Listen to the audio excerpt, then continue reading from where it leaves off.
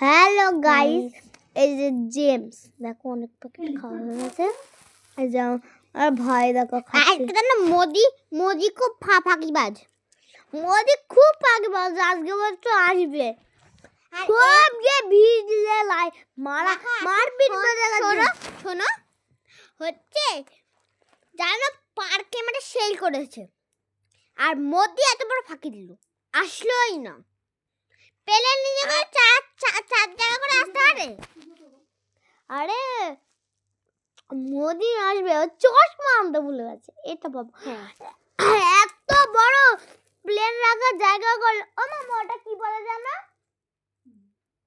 Helipad. হ্যাঁ ওই helipad দুটো বানিয়েছে, বড় বড় 800 ইট লেগেছে।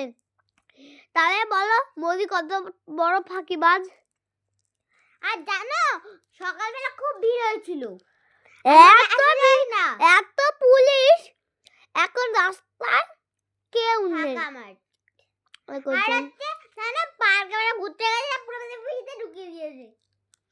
তা যদি ববতা আমাদের এমন করতো না, পুরো খোলা মোলা থাকতো। মমতা এসে তাও একটু দেখতে পেলাম। এই যে আমার মাম্মাম ফোন দেখছে। হ্যাঁ গাইস, 11-22 লাইক করবা, করো কই দাও ভাই। এ দেখো অন্ধকার, ওই যে দাদা ভাই মুখ দেখে বসে রয়েছে। ওই যে আমি নাকি বাচ্চা, চুপ করে থাকবি। এরকম ঘরে কে চলো ও ঘরে যে মা এই যে শুয়ে আছে, পুরো ঘর ধরে অন্ধকার। এখন আছে আমাদের ঘরে ভাই দরজাটা দিয়ে দে।